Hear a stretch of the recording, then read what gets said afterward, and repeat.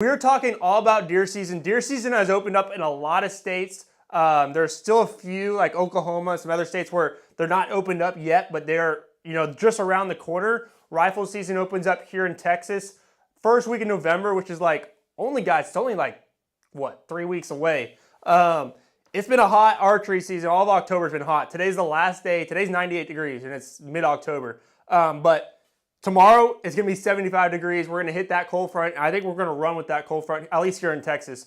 But welcome back, RDS. I think this is EP 13, Read Upon Show. So we're going to get right into it, where we are at in terms of deer season. I've seen a lot of comments. People are starting to get a little worried. They'll be asking me, Reed, I have not seen a target buck yet. I've had game cameras up since summer. I have not seen a target buck. I'm hunting public land. Should I be worried? I'm getting a lot of questions. Another question, like basically, what can I do for my better chances for a buck to, be moving during daylight? I've seen all these deer, all these bucks, Reed, they're only showing up at night. What can I do to bring them out during the day? Guys, it's all about patience. Patience. Season just started. No matter where you're at. Some places it hasn't even started yet. Y'all settle down a little bit. Be patient. Obviously, it's great that you got cameras out. You're getting intel in without having to be out there. But guys, be patient. Let it come to y'all. Let that cold front come in. It's still hot. I know some places up north, it's they're in like the 40s, but it's still hot. It's still so early. Let these bucks go throughout their normal routine. They're starting out in the summer. They'll start to transition to fall and winter, get in the rut and whatever. Just let them do their thing. Y'all don't be so worried. It's going to happen. And before you know it, you're going to be looking at a camera and be like, where'd this buck come from? Well, he was coming the whole time. You just need to be patient, right? So y'all stay calm. We're at that point where we're getting very excited. We're getting some cooler weather. We're wondering where the deer are.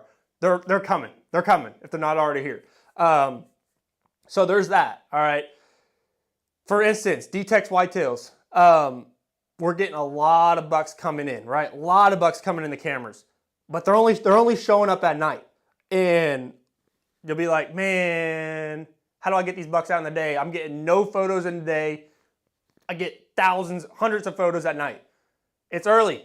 They're feeding at night. It's too hot during the day. They're bedded up. So like from my perspective, I know that, and I know that pattern will change as we get into November, December, January, right? So I'm just basically right now just doing an inventory, see what we have, see what's more of like what deer on a routine basis, and knowing that there's bucks out there that aren't there yet. They're not showing up, but they will be. So y'all be patient.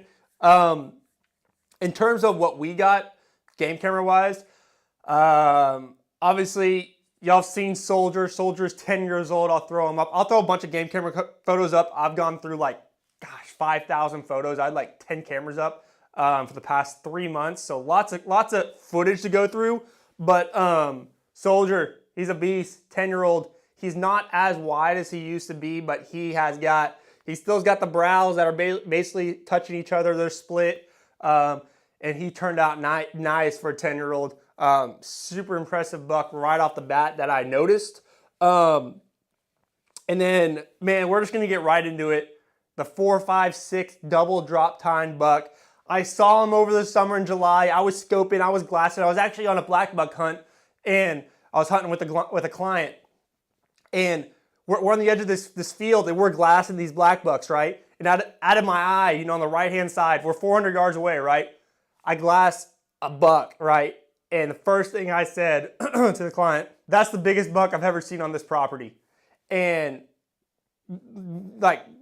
understand, I'm 400 yards away and I can see this buck, right? And I'm saying he's the biggest buck on the property. That's got to mean that buck's big at 400 yards. And so if y'all don't know if y'all have heard this story, but we went down there and stalked that buck. We got within 50 yards. I couldn't get a good visual. I could only get his left side, but the only thing I said was that buck's got 3 or 4 drop tines on his left side. He's got a couple drop tines. And sure enough, that was in July. September, early October, I pull these photos, game camera photos, and that closest location, that camera, There he is. He's on there. There's probably 10 to 15 photos of him. And he's got drop tines, guys. I think he's got, I have to look at the photo. I don't got it in front of me. I'll throw y'all up there. But I think it's 3 or 4 on his left, another 2 on his right, maybe 3 on his right. I think he's got 5 or 6. And he's got off his drops. He has like splits off his drops, like a drop off a drop. Absolute unit. And he's everything plus more than I thought. His beams are all of 15, 20 inches. G2s, G3s, G4s, I believe, on each side. Splits, it's ridiculous. He's wide. He's everything you would want in a South Texas Giant, right?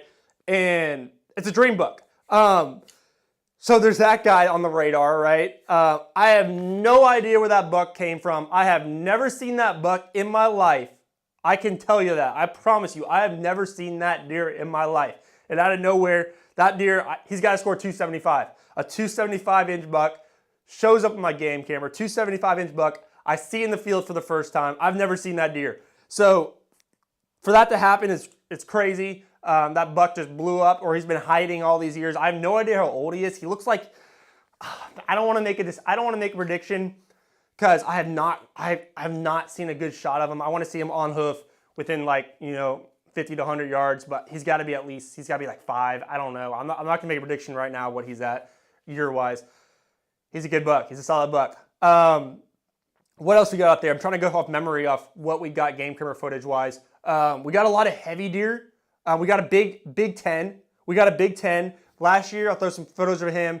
He was a beast, and I actually believe he's 11 or 12 this year. I'll throw that footage up. I'll show the video. The video's of him last year, and then the footage, the picture is him this year. That deer got a little bigger. So that's a real impressive deer that I have seen. A lot of heavy deer, like I was saying. Couple heavy deer that just like shock me.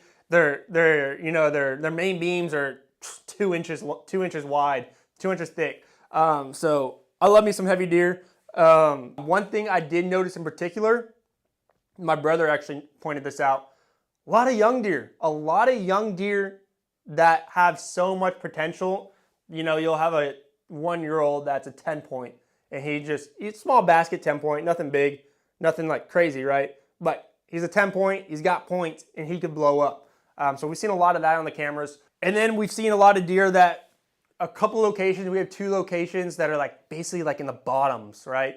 And they're producing a lot of does. There's a lot of does concentrated in this area.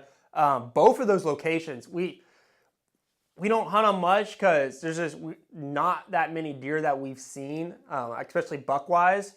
But it's been pulling a lot of does this year at both locations, anywhere from 5 to 10 does, which is great. Keep those does there, hopefully throughout till mid-December when that rut happens, and we'll be able to suck some bucks down in that location, which then we can set up and be ready for them. So that was something that I noticed, that he actually noticed from the footage. So that's gonna be really good for some later hunts, hunting down in that bottoms. So that'll be cool. But we'll get to Hercules here. He's an absolute giant. I was in shock. I was in shock how big he was, guys. He's bigger than A1. He's bigger than A1, and there's no question about it. We got A1 right. You got A1 right, and his son. He's got a bunch of sons, but one of his sons is Hercules, right? And Hercules, I can't believe I'm saying this. Hercules is officially bigger than A1. The son is bigger than the dad, and the thing is, that buck is 5 years old. He still's got another year to be even bigger. And Hercules, he's got, I don't want to, dude, this is tough, dude. 340? I'll go 340. A1's biggest year was 333. So I'll go 340. I think Hercules is going to top A1. And I'm just very impressed of how much he's blown up and turned into the buck that he is. I will say, and A1 did this too. At 2 years old, A1 was just a pretty wide, typical buck, right? He had a bunch of I don't know what you call it, tine layers, kind of layering, but he was very typical. And Hercules was the same thing at 3 years old. At 2-year-old, he bumped himself, so kind of messed up his side for the entire year. But at 3, very typical. A1 started to really turn non-typical really fast, and I didn't know if Hercules was going to do the same thing, and he ended up doing the same thing. Obviously, I'm a typical guy, but we don't have many non-typical kind of bucks like that, so it's kind of cool to have. And this year, he just blew up and became an absolute non-typical deer. I haven't studied him from the footage like really, really deep, but I know on his left side, he has like some crazy palm that, I'm not even kidding, like towards the end of his tine, it's like a hand. It's like this thick. It's literally just like that. His brows look like they're 12 inches long. Bunch of stuff coming off of it, right? So, oh man. Hercules is going to be an amazing deer. Obviously, they'll look bigger in velvet. I do not have a photo of him out of velvet yet. Obviously, he's out of velvet now. But I can't wait to sit in a ground blind with my camera, my big camera, and get some badass footage about like 15, 20, 30 yards and really see what he looks like. So very hyped about that. He's the real deal, and he's a buck of a lifetime. You got to love Hercules. Shout out A1. And I mean, I was talking to my brother, I was talking to a friend, that's 4, 5, 6 drop time buck. We might have a possibility that could be related to Hercules or A1 in some type of way. That buck's just too big not to be a part of that family tree of some sort. So we're still digesting it. We're still trying to figure out if that's true or not. So it's just kind of theory right now, but we will see. Also, I just want to say, moving from a different topic, I'm going down next weekend. We'll get some cooler weather, and we're putting up the rest of the archery blinds. We're doing a cool tree stand blind, and that's going to be awesome. I'll do some video of that, so y'all stay tuned. So just a couple more setup stuff, getting ready for truly the season of all of November, all of December, and then half of January. So super hyped. Season is here. If y'all got any questions, drop them down in the comments below. I'll gladly answer them in a video. We're about at 15 minutes now, so we're gonna cut this one short right here. But season's here. Y'all keep putting out game cameras. Y'all keep checking those game cameras, and just remember, guys, be patient. The time is just around the corner, if not already here for some of y'all. But you're seeing photos of deer already on the ground. People already, talking about, oh man, we got it done for this season. Patience. Obviously, they could be in a different state. Everything's different. So I got trust in y'all. And if you already got something, put it down in the comments below. If you're targeting a buck, put it down in the comments below. Really interested of what your season's going to look like. But with that, I appreciate y'all watching the RDS show, Reed DuPont show, and I'll see y'all in the next episode. Peace!